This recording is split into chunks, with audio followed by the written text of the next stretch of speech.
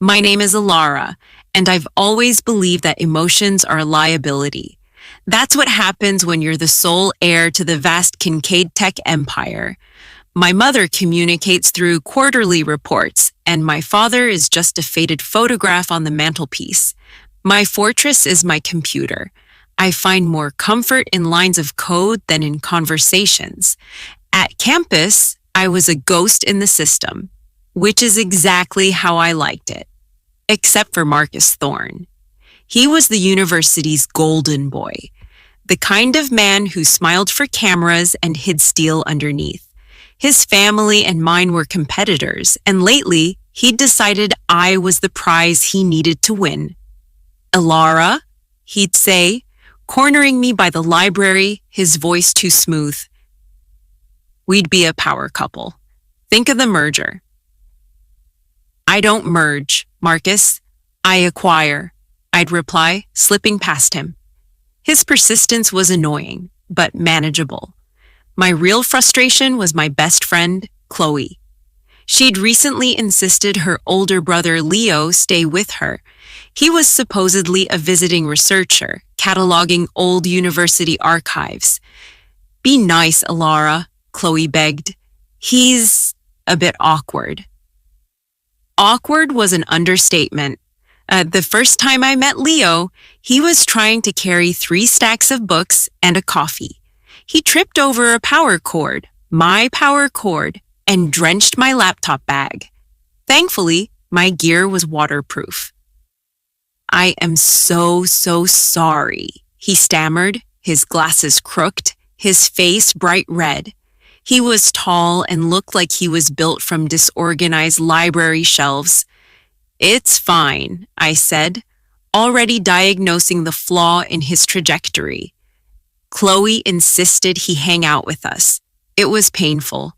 He'd stumble over his own feet, drop his keys, and spill his water. He seemed terrified of me, often stuttering when I asked him a direct question. He's harmless, Elara. Just shy, Chloe insisted. He's a liability, I muttered. My life, however, was about to get complicated. The annual Kincaid Foundation Gala was held at the university. It was a night of bad champagne and fake smiles. I was bored. I slipped away to a quiet alcove, pulled out my tablet, and did what I always do. I explored. The university network was old, but someone had built a new encrypted server hidden deep inside. It was sloppy work, easily bypassed. I slipped inside. It wasn't student records. It was a series of encrypted ledgers, massive financial transactions between untraceable accounts. I recognized one of the Shell Corporation names. It had been linked to Marcus Thorne's father. I was about to dig deeper when I felt a presence. I shut the tablet. A server waiter was standing there. More champagne, Miss Kincaid? His eyes lingered on my tablet, not my face. I left the gala immediately, a cold feeling settling in my stomach. The next day, things got weird. As I was walking to my car, a campus security van swerved onto the curb, blocking me. The same waiter from the gala got out. Miss Kincaid. We think you dropped this, he said, holding nothing. Before I could react, Leo seemingly fell out of the sky. He tripped over a nearby bench, crashing directly into the security guard, sending them both tumbling. Oh, gosh! My balance, I'm so sorry, he yelped, flailing like a fish. The distraction was enough. I got in my car and sped away. Leo had saved me by being clumsy. But it happened again. At a coffee shop, a man in a suit sat too close, trying to read my screen. Leo, in line ahead of me, fumbled his change, creating a massive delay and distracting the man. He wasn't clumsy. He was clumsy on purpose. I needed proof. I knew Chloe's schedule. When she was in class, I went to their apartment. Leo was out. His room was neat, minimalist. His laptop was on the desk. It was locked down tight, But I'm Elara Kincaid. I got in. He wasn't a researcher.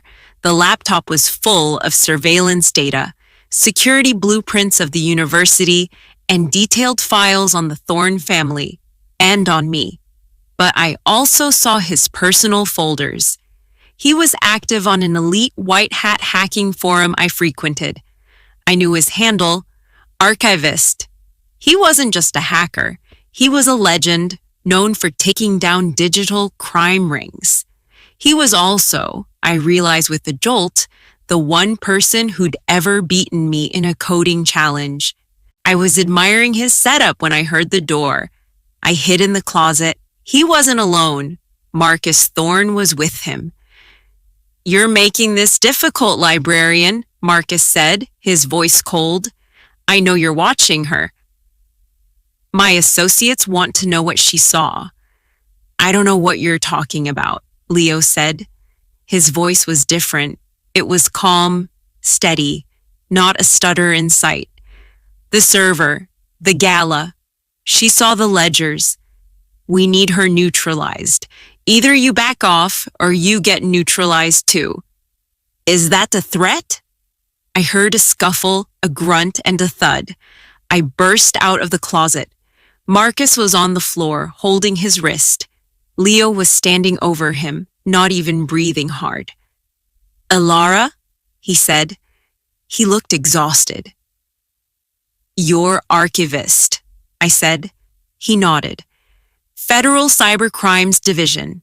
We've been investigating the Thorne syndicate for a year. They're using the university as a front to launder money." "And you've been protecting me," I realized. That clumsy routine. "It was the easiest way to stay close without raising suspicion," he said, helping Marcus up, who looked stunned. "The men at the gala, they're not waiters.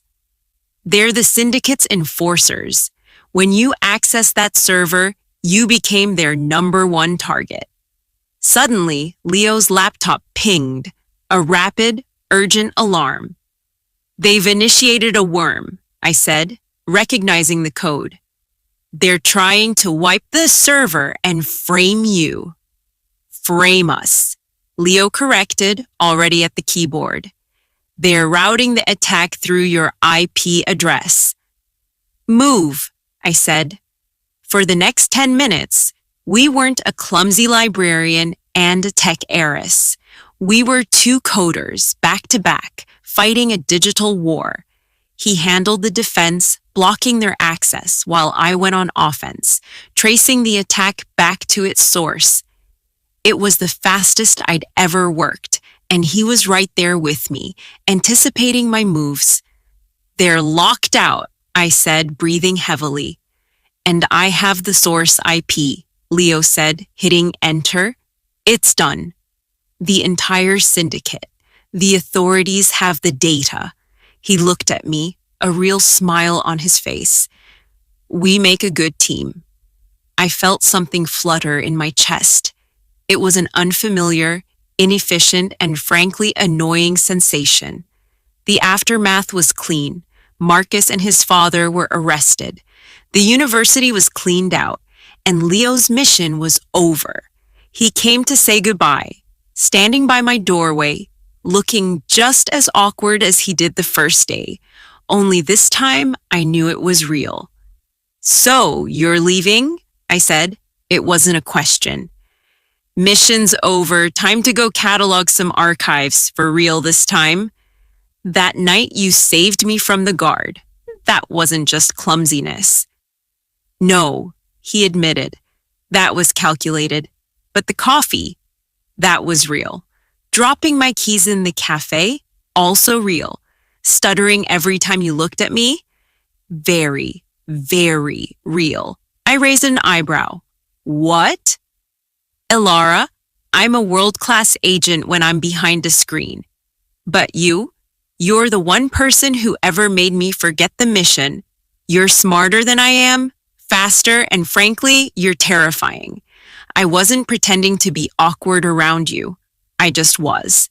He was blushing again, that same bright red.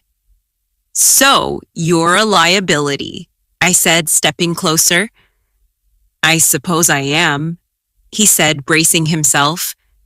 Good, I said, and I kissed him. Because I'm tired of assets. Maybe it's time I invested in a liability.